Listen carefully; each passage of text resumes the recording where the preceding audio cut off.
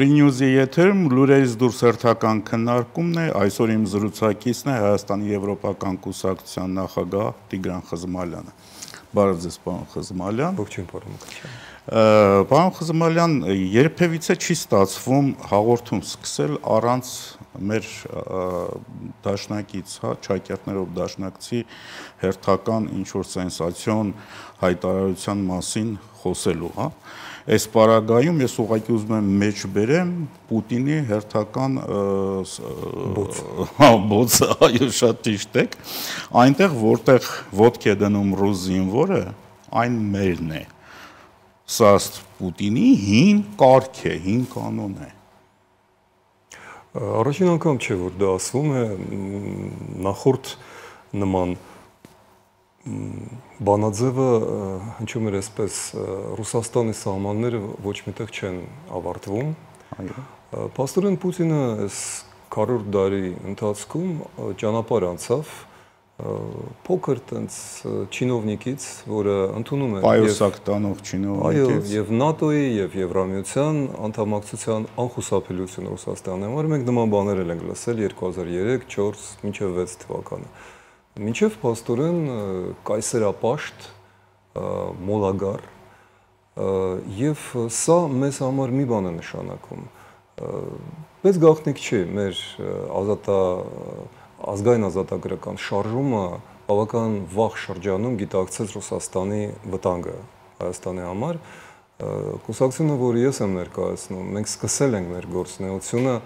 102-րդ բազայի մոտ կանգնելով եւ պահանջելով, որ ռուս զավթիչները, օկուպանտները հեռանան Հայաստանից։ Մեր դեպքում, Հայաստանի դեպքում, ապագաղութացումը դուր է գալիս մեզ թե ոչ, նշանակում է դերուսիֆիկացիա, ապառուսաֆիկացում։ Եվ սա բարդ, խորը, ցավոտ գործընթաց է, որը պետք է սկսվի մանկապարտեզներից ու դպրոցներից, ընդհանրապես կրթական համակարգից, պետք է շարունակվի բանակում եւ բանտերում, գողական այդ ենթամշակույթը ռուսական ենթամշակույթ է։ Հենց Ստալինի չուլաններում եւ պատվալներում գրապարով ասելով ձևավորված, որ ներողություն, պարոն Խզմալյան, որ ընդհատում եմ, մենք ձեր միտքն եմ ուղղակի շարունակում, մենք լրջագույն խնդիր ունենք կոմունիկացիայի, ընդ որում այն կոմունիկացիայի, որին որ ստիպված դիմում են բոլորը։ Այսօր մեր կոմունիկացիան աշխարհի հետ ցավոք դեռ ռուսերենն է։ Ու եթե մարդը օգտագործում է ռուսերեն, լեզուն իմանալը վատ բան չի, բայց եթե մարդը իր գործի մեջ, ուսման մեջ ստիպված օգտագործում է, քանի որ չի տիրապետում անգլերենի ռուսերեն, ակամայից ինքը դառնում է դրա կրողը կամ գերին։ Դուք փաստորեն կրթության մասին եք խոսում։ Այո։ Ես վերջերս Խաչմերուկում կանգնած մեքենայում ուշադրություն դարձրեցի կողքի մեքենայից հնչում էր ռուսական շանսոնը, գողական, որը շատ տարածված է, եւ հնչում էր մանավանդ Նիվաներից։ Դա ռուսական մեքենա էր, Լադա էր, Նիվա չէր, ինչ որ ուրիշ, ես չգիտեմ, Պրիորա էր, թե ինչ էր, հնչում էր Վլադիմիրսկի ցենտրալ։ Ես արդեն պատրաստվում էի փակեի պատուհանը, որ չլսեի, բայց նկատեցի, որ նրա պատուհանին կպցրած է Նժդեհի նկարը։ Շատ հետաքրքիր է, չէ՞, Նժդեհ եւ Վլադիմիրսկի ցենտրալ, ու ես իմ մոտ sense մեխանիկական մի բան աշխատեց, ես ասացի 1000 ներողություն, կարմիրը երկար էր մի 90 վայրկյան, ասացի դուք Նժդեհի նկարը ու Վլադիմիրսկի ցենտրալի այդ լսելու մեջ ոչ մի տարօրինակ բան չեք տեսնում, ասում եմ խի ախպեր ինչ կա որ, ասի դու գիտեք որ Նժդեհը հենց Վլադիմիրսկի ցենտրալում է զոհվել, ինքը sense չհասկացավ, ինչ Վլադիմիրսկի ցենտրալ, ասի դա բանտ է, չէ՞, ասի։ Ու գիտեք որ հենց այդ բանտում է սպանվել, ի վերջո չի սպանվել ֆիզիկապես, բայց հասցվել է, մահացել է Գարեգին Նժդեհը։ Հիմա էական չի մեր էս փոքրիկ զրույցը Ռուսաստանից եկած հայրենասեր խոպանչու հետ։ Ուրիշ բան է խնդիր, որ սա ենթամշակույթ է եւ դա բանակում է, կրկնում եմ, դա բուհերում է, դա մամուլում է, հեռուստատեսությունում է, դա դեռևս մեր մսի եւ արյան մեջ է եւ սա մի վիրահատություն է, որը մենք պետք է անցկացնենք։ Դա իլյուստրացիայի հետ է կապված։ Մի բան, որը տեսեք հիմա Բալթյան երկրները անցկացրեցին։ Անշուշտ, եւ տեսեք ինչ տարօրինակ կողմից է սկսվել իլյուստրացիայի հարցը, որը 7 տարի առաջ պետք է սկսվեր էլեկտրոցենսորներից, այո, բայց տեսեք, մինչև դա երկաթուղին էր, որը փաստորեն արդեն ապացուցված քրեական գործեր էին դրված, $100 միլիոն չարաշահումներ, եւ դա ապացուցված էր արդեն, եւ Պուտինը Լավրովի հետ միասին կանգնացրեցին դա, այսինքն ինչը կանգնացրեցին, սա ոչ թե հակակոռուպցիոն միայն գործողություններ են, սա ոչ միայն անգամ իլյուստրացիա է, այսօր կարդացի, որ օրեր առաջ քննություն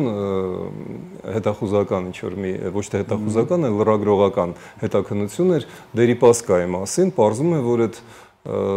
սրիկան մոլագար է նաև այն առումով, որ անչափահաս աղջիկներին է հավաքել իր վայելքների համար։ Եվ մեր կանազը պատկանում է իրեն։ Պատկանում էր իրեն, հասկանում եք, այսինքն տեսեք, սա տնտեսություն չի միայն, սա այն տեսակն է, սա այն հրեշն է, որը եւ բարոյականության մեջ է, եւ մանկապղծության մեջ է, եւ տնտեսության մեջ է, պատերազմի օրերին, երբ որ հայկական երկաթուղին չէր մասնակցում պետության համար ճակատագրական պահին, չէր մասնակցում ռազմաճակատի աշխատանքներին, մենք մեքենաներով ենք տանում, մենք մեր ջոկատը 10 հոգանոց մեքենաներ լցվում եւ գնում էր այնտեղ, մինչդեռ մենք երկաթուղի ունենք, որը հասնում էր Սոտ կայան, այսինքն դա արդեն քարվաճարն էր։ Վիրավորներին մենք մեկ-մեկ բերում ենք մեքենաներով, այլ ոչ թե երկաթուղով։ Զինամթերքը, զենքը, տեսեք, պատերազմի ժամանակ ռուսներին պատկանող երկաթուղին սաբոտաժի ենթարկում էր երկիրը։ Տեսնում եք, որտեղ չնայես, իսկ հիմա ինչի մասին էր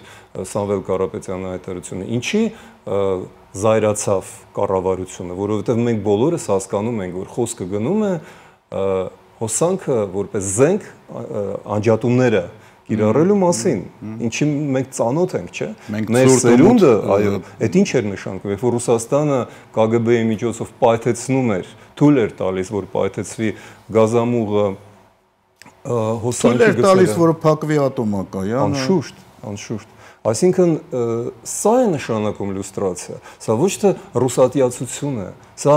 մեր պետության, պետականության պահպանման միակ միջոցն է։ Ի վերջո, ինչի մասին է եկեղեցու ամբողջ խնդիրը, որովհետև եկեղեցին ճիշտ այնպես, ինչպես ԱԱԾ-ն եւ բանակը, ինչպես մեր դպրոցը եւ առողջապահական համակարգը, նույնպես ցավոք սրտի խարսխված է այդ ռուսական ազդեցության վրա։ Այո, ընդ որում ցարի օրոք է սկսվել այդ ազդեցությունը։ Հիշենք, Ռոմանովները քանի անգամ կոտրեցին հայ եկեղեցու բայց հայ եկեղեցին դիմադրում էր դիմադրում էր, իսկ հիմա ցավը այն է, որ Ռոմանովների, Պուտինների կողմից է, այս սա է ցավը, բայց արդյոք ամեն ինչ լավ է կառավարության մեջ, արդյոք ամեն ինչ նորմալ է ազգային ժողովում, որտեղ երկուսակցությունից երկուսը ուղիղ ռուսական գործակալություններ են, չէ՞, իրենցից ներկայացնում։ Այսինքն սա մեկ մարդու, մեկ քրեական գործի հարց չէ, սա երկիրը մաքրելու, մաքրազատելու խնդիր է, ընդ որում ես նմանատիպ մի օրինակ բերեմ, որը շատ պարզ, մեղմ բան է, ինչա դրա մեջ վատ բան առանձնապես չկա էլ, բայց երբ որ նայում ես YouTube-ում ռուս տուրիստների հիացական արտահայտությունները եւ օբյեկտիվ հայ ժողովրդի հյուրասիրություն, խոհանոց եւ այլն, բայց առաջի բանը որ նշում են ռուս տուրիստները, մենք մեզ զգում ենք ինչպես մեր տանը, լեզվի խնդիր ընդհանրապես գոյություն չունի։ Հա, դա մի կողմից լավ կլիներ, եթե մեր ժողովուրդը տիրապետեր դիցուկ ֆրանսերենի եւ անգլերենի նույնպես։ Պարոն Մկրտչյան, որպես լեզվաբան նախկինում կրթությամբ, ասեմ, որ լեզու գոյություն չունի, կա լեզվամտածողություն։ Դա հենց է այն, ինչ այդքան դուր է գալիս ռուս տուրիստներին այստեղ, ռուսներին ընդհանրապես, դա ոչ թե այն հարցն է, որ հայերը հասկանում են ռուսերեն կամ խոսում են ռուսերեն, անմիջապես անցնում են ռուսերենի, այլ այն է, որ լեզվամտածողության մեջ է այդ ստրկամտությունը։ Սա է պետք արմատախիլ անել։ Այո, եւ ակամայից այդ նույն մարդը օգտվում է սոցիալական ցանցերից, YouTube-ից, կրկին օգտագործելով այդ նույն լեզուն, լեզվամտածողություն։ Ավելի պարզ բան ասեմ, մինչև հիմա պետական բազմաթիվ կայքերը պաշտոնական Mail.ru-ի վրա են նստած, Viber-ի վրա են, մինչդեռ եւ Viber-ը եւ Mail.ru-ն բացարձակապես թափանցիկ են FSB-ի համար, որտեղ նրանք գտնվում են ռուսական հատուկ ծառայությունների ծիրի մեջ։ Եվ այն, որ մինչև հիմա ներքին գործերի, ԱՑ-ի, բազմաթիվ այլ հիմնարկների, կադաստրերի, ռեգիստրների կայքերը Mail.ru են, ru կայքի վրա են, նշանակում է, որ կամա թե ակամա, գիտակցաբար կամ ոչ, մեր պետությունը պարզապես ռուսական հատուկ ծառայությունների սպասարկողն է եւ կցորդը։ Մեր ամբողջ առողջապահական համակարգը սկսած դիմելաձևից, այո, չէ, որ մենք ունենք շատ նորմալ դիմելաձև, հա, տիկին էս ինչ ան, պարոն են ինչ ան, կամ բժիշկ։ Նրանում են, ես ինչ պարոն, ինձ պարոն մի դիմեք, ամոթ է չէ պարոն դիմելը։ Աշոտիչն եմ ես, կամ չգիտեմ ինչիչն եմ, բայց անպայման է դիճ, ընդ որում դա այդ դիմելաձևը նաև գիտական շրջանակներում կա, ցավոք։ Բայց տեսեք, դուք ասեցիք դիմելաձևը, երբ որ Նիկոլ Փաշինյանը դառնում է Նիկոլ Վովայևիչ, մենք հասկանում ենք սա ինչ խայտառակություն է։ Երբ որ Գագիկ Ծառուկյանը Գագիկ Կոլյաևիչ է, եւ դա հնչում է, որտեվ այդպես է պաշտոնապես։ Մենք հասկանում ենք ինչ անդունդում ենք, որտեվ մինչև որ մենք Վովայևիչների եւ Կոլյաևիչների մեջ ենք, որտեվ տեսեք, եւ հա դա հատուկ ընդգծված ռուսական մոտեցում է։ Ասենք բազմաթիվ թուրքալեզու կամ արաբալեզու պետություններում երբևիցե մարդու նման ձևով չեն դիմի, ասենք, չգիտեմ, իմ հայրանունով, ասենք, դիմելուց ինչ որ օղլի չեն ավելացնի, չէ՞։ Իրանք ազգանուն են օգտագործում, անուն են օգտագործում։ Սա իրականում նպատակ ունի իհարկե, իմացիր քո տեղը, սա է նշանակում, ոչ ավել, ոչ պակաս։ Մի մոռացիր Խաչատուր Աբովյանին, ով դուք սկսեցիք Պուտինի, որտեղ որ ռուս զինվորի ոտքն է, մեզ մոտ դա պաստառներ էր, չէ՞։ Ինքը փառաբանում էր այն սահատը, երբ մեր լիս աշխարհ մտավ ռուսի օրնված ոտը։ Այս ոտը, որը փառաբանում էր Խաչատուր Աբովյանը, հիմա վերջացավ Վլադիմիր Պուտինի, որտեղ որ ռուս զինվորի ոտն է, այնտեղ Ռուսաստանն է։ Իսկ մեր մոտ ռուս զինվորի ահագին ոտքեր են մինչև հիմա։ Մեզ մոտ հենց հիմա Գյումրիում փաստորեն, որը կամ Լենինական կամ Ալեքսանդրոպոլ դառնալու շեմին է, այնտեղ խայտառակություն ինչումն էր, որ առաջին իսկ քաղաքապետարանի առաջին իսկ նիստին հրավիրվում են ովքեր ռուսական բազայի ինչ որ լագոտներ, լեյտենանտ, մայոր, որպես ինչ տերերին են կանչում։ Վարդան Ղուկասյանը ցույց է տալիս ով է այս երկրում տերը։ Դե ես հույս ունեմ, որ գյումրեցիները շատ շուտ կհասկանան ինչ արեցին, չեմ կարծում, որ դա են էլ սրամիտ գյումրեցիների համար գոնե մեմերի եւ անեկդոտի թեմա չդառնա,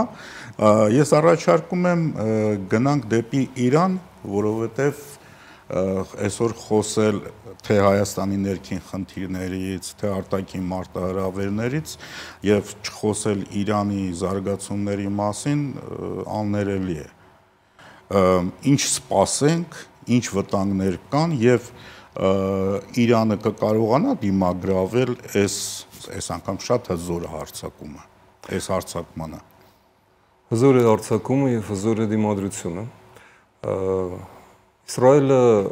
հաշվարկում էր եւ Իսրայելի ետևում կանգնած որոշ շրջանակները,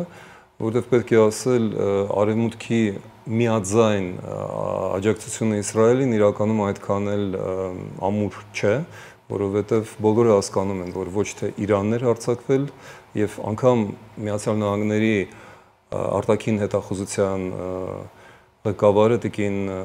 Թուլսի Հաբարդը կրկնեց, որ իրենք չունեն տվյալներ, որ Իրանը ունի միջուկային կամ մոտ է միջուկային զենք ստեղծել։ Եվ սա ասվել էր արդեն ոչ թե 2 տարի, 2 ամիս առաջ, 2 օր առաջ էր ասվել եւ նրան հեռացրեցին որոշումներ ընդունելու նեղ շրջանակից։ Ինչպես նաեւ Պենտագոնի ղեկավար Փիթ մոռացա ազգանունը, ղեկավարը, հա։ Սա նշանակում է, որ արագ բլիցկրիգ, արագ հաղթանակ չի ստացվել։ Եվ ամենակարևորը, որ հաշվարկները թե իր կրոնական ղեկավարությունից հոգնած հասարակությունը մենք բազմաթիվ անգամ ամեն 3-4 տարի մեկ ապստամբություն ենք տեսնում երիտասարդների, կանանց, ուսանողների, այլ փոքրամասնությունների հասկանալի է, որ կրոնապետությունը ծանրագույն ճգնաժամի մեջ է եւ տնտեսական դա ակնհայտ է եւ բարոյահոգեբանական եւ այլ այնուամենայնիվ նման դեպքերում կատարվում է հակառակը դրսի թշնամին միանգամից համախմբում է հասարակությանը եւ մենք Իրանից հիմա լսում ենք որ մենք չենք պաշտպանում կրոնապետությունը մենք պաշտպանում ենք մեր պետությունը Իրանի պատմությունը Իրանի պատմության մեջ շատ քիչ մարդիկ էին զավթել Պարսկաստանը։ Առաջինն էր Ալեքսանդր Մակեդոնացին, երկրորդը Տիգրան Մեծն։ Եվ անպայման պետք է ընդգծենք, որ ցանկացած կայսրություն, որ գրավել է Իրանը կամ Պարսկաստանը այն ժամանակ, շատ շուտով կործանվել է։ Եվ Իրանը կրկին Փյունիկի պես նորից հառնել է։ Պարթևական կայսրությունը, Պարսկաստանը, Իրանը չէր կորցրել իր պետականությունը երբեք։ Անգամ Չինաստանը եղել էր, որ բաժանվել էր մասերի, չեմ կարող ասել, որ կորցրել է պետականությունը, բայց որպես ընդհանուր կայսրություն գոյություն չուներ։ Իրանը միակն է, որ փաստորեն մնացել էր, պահպանել է պետականությունը առնվազն 3.500 դար շարունակ։ Այդպես որ սա շատ կարևոր գործոն է, պատմական Իրանը եւ իրական Իրանը այստեղ միավորվեցին եւ իրենք թույլ չեն տալիս, որ նրանց փոխարեն իշխանափոխության որոշումը կայացնեն օտարները, հատկապես Իսրայելը։ Այստեղ խնդիրն այն է, շատերը չեն գիտակցում, որ Իսրայելը նույնպես կրոնապետություն է եւ առաջին անգամ Իսրայելի պատմության մեջ կառավարության մեծամասնությունը դա առաքելական այն իմաստով, որ առաքելություն են տեսնում իրենց գործունեության մեջ մարդիկ, օրթոդոքսալ ծայրահեղականները, որոնք համարում են, որ Իսրայելը անպայման պետք է վերականգնի երրորդ տաճարը, իրենց համար դա նշանակում է, որ Իսրայելը այլևս չի լինի աշխարհիկ պետություն, որը համակերպվում է փոքրամասնությունների հետ, կարող է Պաղեստինի արաբների հետ ստեղծել որևէ փոխզիջումային տարբերակ ոչ, իրենք ծայրահեղական են եւ այդ երկու ծայրահեղականությունները բախվել են իրար եւ կարծում եմ, որ եթե երկարի այս ճակատագրական բախումը իհարկե ճաքերը ավելի շուտ կերևան Իսրայելում ինչու, որովհետեւ որքան ավելի բարդ եւ արդիական է համակարգը, այդքան ավելի փխրուն է, այդքան ավելի խոցելի է, ինչպես ասենք նոր էլեկտրոնիկայով լցված մեքենաները զիջում են հին մեխանիկական փոխանցման տուփերով եւ առանց էլեկտրոնիկայի, ասենք, բոլոր հատվածներում մեքենաներին, եթե երկար եւ ծանր ճանապարհ է, այդ առավելությունը գերարդիական զենքի տևեց առաջին մի քանի օրը։ Հիմա իհարկե Միացյալ Նահանգները շատ երկար են մտածում եւ 2 շաբաթվա պաուզա են վերցրել, որովհետեւ Թրամփը չի ցանկանում մտնել պատերազմի մեջ, իսկ միաժամանակ, բայց ուժեր կուտակելով։ Հիշենք մի բան, պատերազմը ավարտվում է, երբ որ թշնամու զինվորը ոտք է դնում քո հողի վրա։ Պուտինական ճկանչի։ Մենք պարտվել ենք շատ զարմանալի պատերազմում 20 թվականին, երբ որ մենք որ պաշտպանում ենք Մարտակերտ ու Քարվաճարը, մենք ադրբեջանցի ներս չենք թողել մեր տարածք։ Ինչպես այդ տարածքը հայտնվեց Ադրբեջանի կազմում, սա քաղաքական հարց է, այլ ոչ թե ռազմական։ Բանակը չի պարտվել այնտեղ։ Նույնը Իրանի դեպքում 90 միլիոնանոց Իրանի տարածքում Իսրայելի զինվորները չեն կարողանա որևէ մի երկիր, որը 47 անգամ մեծ է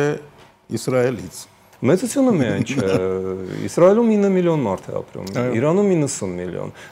խորանալու է ատելությունը, խորանալու է անհանդուրժողականությունը։ Ցավոք սրտի մենք ձեզ հետ այլևս հանգիստ կյանք չենք տեսնի, 20 թվականը դա վերջի տարին էր գարուն եւ ամառ, երբ որ մենք ապրում էինք պատրանքներով, կարծելով որ այո, ճիշտ է, կոവിഡ് է, մեկուսացված ենք, բայց մենք մեր ընտանիքների հետ ենք, մենք երջանիկ ենք եւ աշնանը մենք իսկ հետո ամբողջ աշխարհը մտավ անverջ թվացող ճգնաժամի մեջ եւ տեսեք 20 թվականի աշունը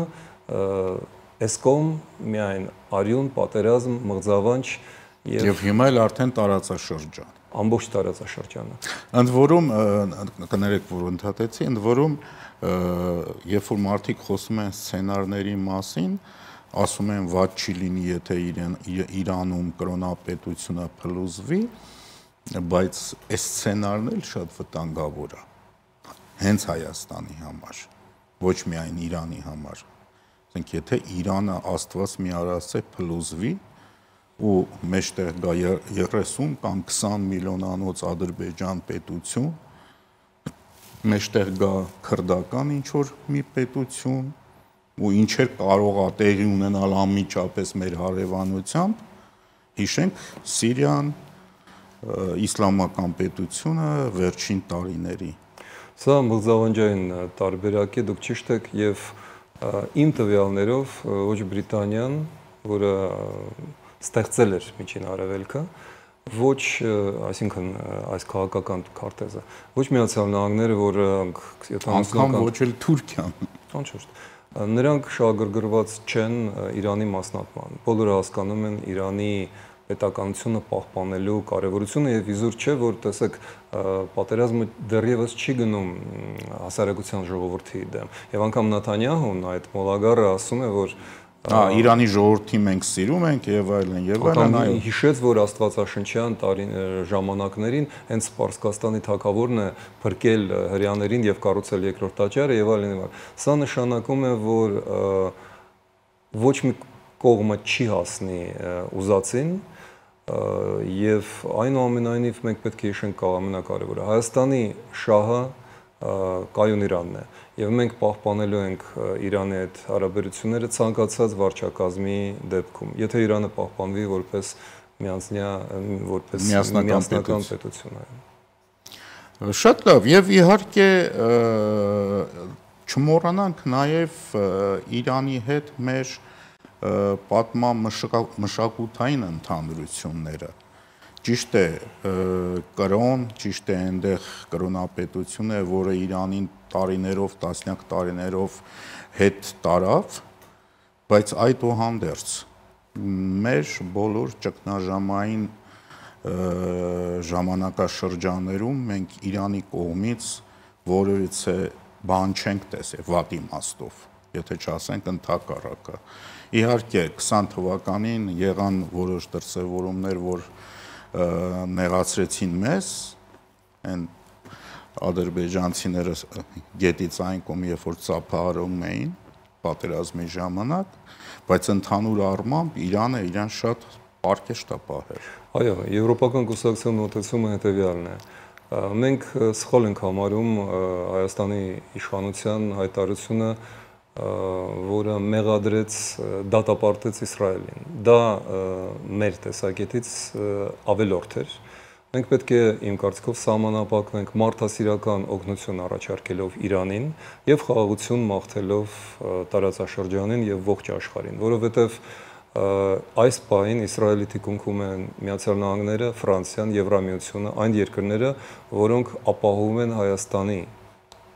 ինքնիշխանությունը եւ անվտանգությունը։ Այդպես որ մենք այստեղ է որ պետք է ցույց տանք այն ինչ Երևանում սիրում են անվանել բալանսավորված քաղաքականություն։ Առայժմ պետք է ցավով նշեմ, որ Ադրբեջանը շատ ավելի հմուտ է բալանսավորում Ռուսաստանի գոնը արևմուտքի միջև։ Իրանի դեպքում դա իրենց մոտ չի ստացվել, բայց մենք հենց մեր Իրանի հետ հարաբերությունները պետք է դարձնենք օրինակ, թե ինչպես է պետք վարվել եւ Իրանի, եւ Թուրքիայի, եւ Իսրայելի հետ։ Ընդ որում Իրանի դեսպանի